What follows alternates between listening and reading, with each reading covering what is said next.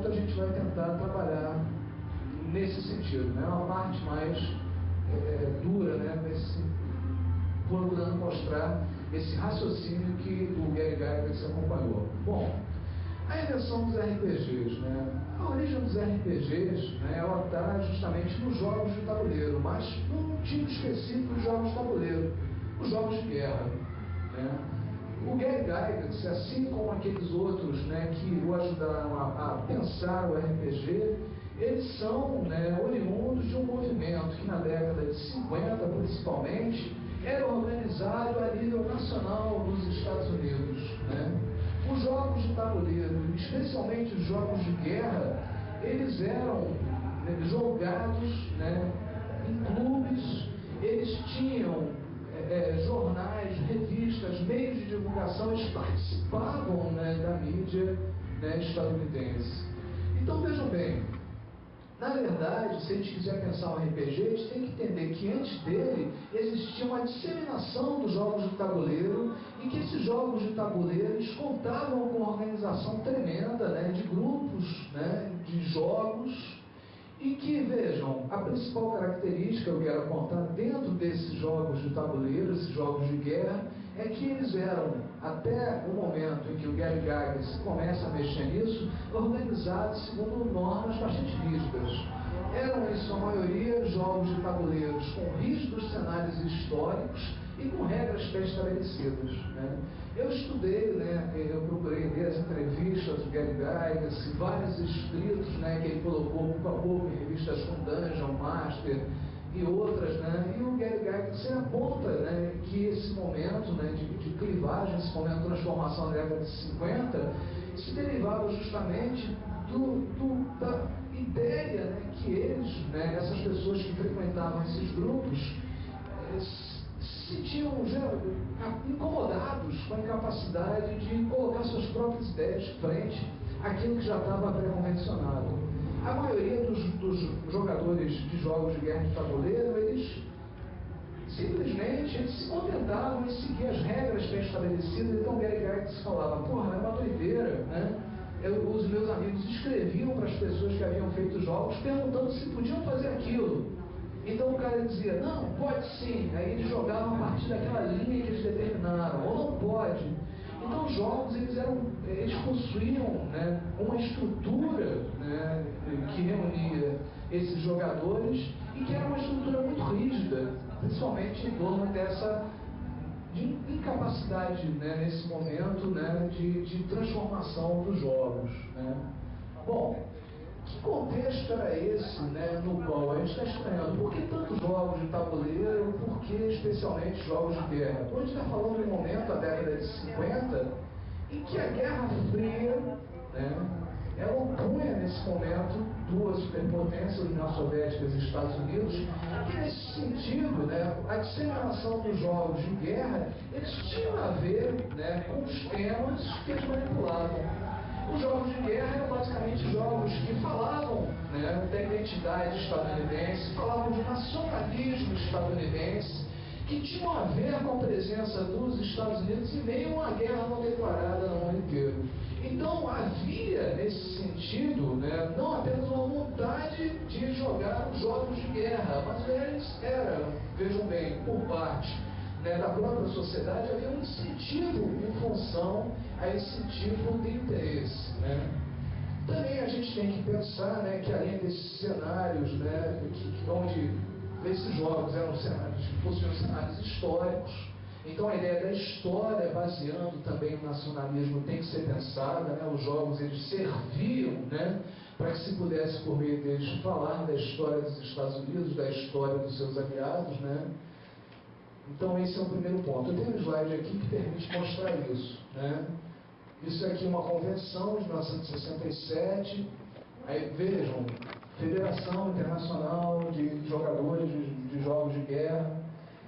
Eu coloquei em destaque esse final aqui da página de abertura, né, do convite ao Congresso, né?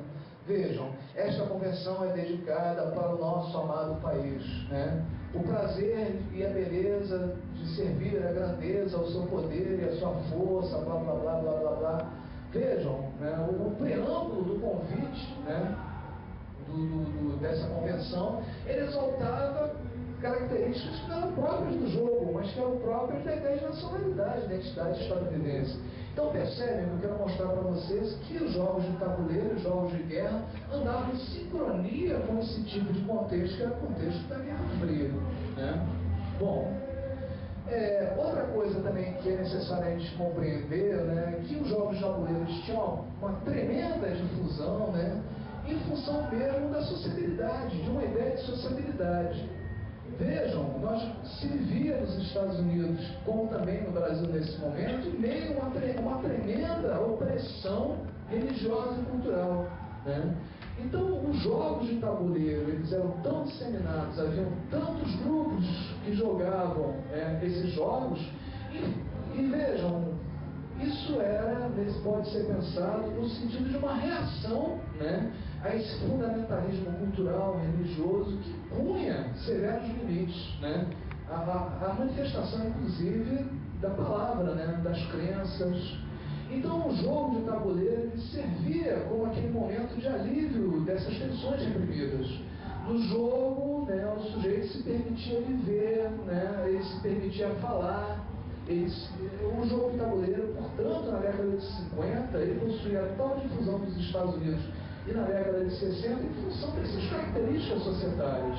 Uma sociedade extremamente conservadora, extremamente fechada em termos, né, de produção, né, cultural, né, no sentido de manifestação, né, do sujeito do americano médio, né? Então o jogo de tabuleiro tinha essa característica. Bom, se a gente for observar como é que Gary Gygax age em termos desse contexto, né, a gente vê por meio das entrevistas dele, né, essas entrevistas elas nos permitem, né, rastrear, né, e compreender que o Gary Gygax ele já se mostrava nesse momento um inconformado em termos dessas qualidades, né, que rondavam, né, a sociedade estadunidense, né? Então vejam, quando observamos, né, nas entrevistas, quando observamos nos escritos do Gary Gygax, né, o inventor do Dungeons & Dragons, né, a gente observa o tempo inteiro que havia uma vontade de mudar, de transformar, de criar alguma coisa nova, de falar contra essa sociedade estadunidense. Então vejam, o RPG, ele, nas suas origens, ainda quando, vejam, o seu inventor era um cultor dos jogos de tabuleiro de guerra, ele já possuía dentro de si essa manifestação de rumar contra o sentido da sociedade estadunidense, né? Era um sentido subversivo, inconformista, que já norteava, né, as pessoas, e que, vejam, nesse momento encontrava na sociedade americana uma expressão. A contracultura, né, aquilo que na década de 50, o movimento hippie, o movimento do rock, faz parte desse sentido do RPG. Aqueles que vão fabricar o RPG estão comprometidos com essas ideias inovadoras, de transformadora da sociedade. Então o RPG ele já nasce dentro de um movimento maior, ele se permite colocar dentro de um movimento maior que é a contracultura. Bom, o RPG, então, ele vai ser, a partir dos jogos de tabuleiro de guerra, né, ultrapassado, né, quer dizer, os jogos de tabuleiro de guerra vão ser ultrapassados por Gary Gygax, na medida em que ele se permite, primeiro, né, modificar os jogos, né, ultrapassar uma barreira mental de seguirem as regras dos jogos pré-estabelecidos. O Gary Gygax vai ser um daqueles que vai liderar movimentos de modificação dos jogos, né? Os jogos, como eu falei para vocês, não havia ainda nos Estados Unidos essa mentalidade de mudança, de transformação de regras que existiam. Então ele é um dos primeiros que, dentro daqueles que cultuavam os jogos de tabuleiro, né, de guerra, ele vai se propor a modificar esses jogos.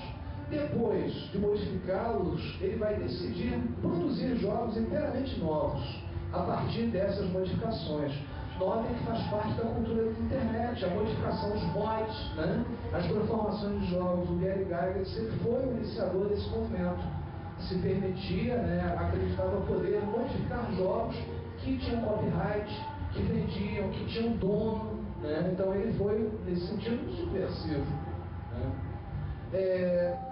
E mais, né, ainda depois disso, ele vai ter a vontade de fabricar novos sistemas, né? O Dungeons & Dragons é um sistema completamente novo que vai radicalmente ultrapassar o modelo proporcionado pelos jogos de tabuleiro, incutir nesse novo sistema novas ideias e conceitos. Bom, de que modo, né? Que ele vai pensar isso?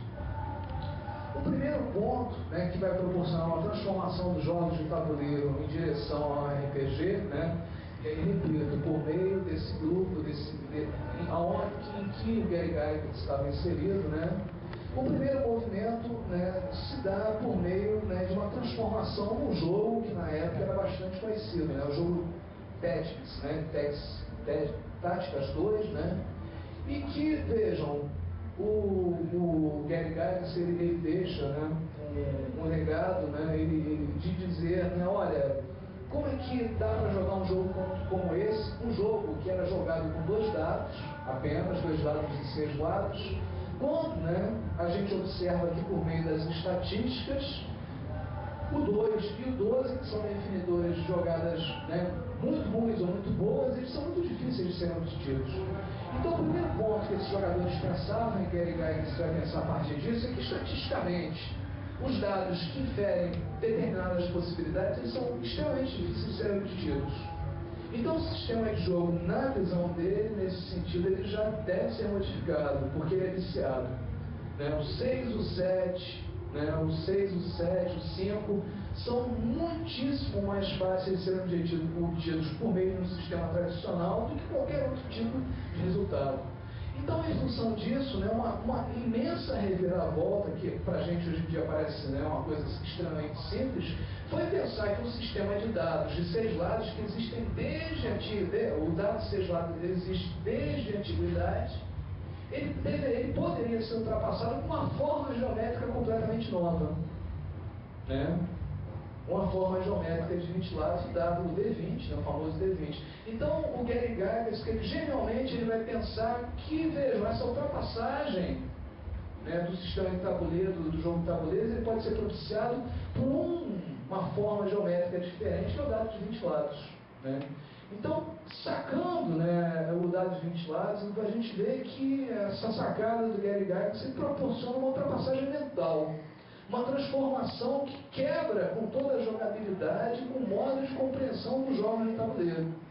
Então ele vai ser, essa invenção vai proporcionar que ele, em 1971, lance um outro jogo, né, chamado Tactics, né, como o primeiro, mas um jogo diferente, né, é esse aqui que eu estou apontando, também baseado, né, em miniaturas, né, que cruzavam o campo de batalha, mas agora já norteado por um sistema inteiramente novo, que é o sistema do D20. Né? Então, antes do RPG nascer, uma das bases do seu sistema, ele nasce em meio, né, à discussão, né, dessa dureza de regras dos jogos de tabuleiro de guerra. Né? Em função disso, né, e em meio a isso, Gary Gygax já pensava em organizar aqueles como eles desejavam a mudança nos jogos de tabuleiro, e uma mudança também extraordinária na maneira de se organizarem, né, aqueles que cultuavam os jogos. Então, o Gary Gygax, ele vai a partir de 1968, nota, 1968, para os estudantes de história, é uma data mágica. Né? É o momento das revoltas no Brasil, né, contra a ditadura militar, é o momento do maio de 68, na França, é o momento das manifestações contra a guerra do Vietnã, né, as manifestações mais poderosas dos Estados Unidos, é o momento, o clímax das revoltas contra o racismo nos Estados Unidos, né, os grandes levantes antirracistas nos Estados Unidos. Então é também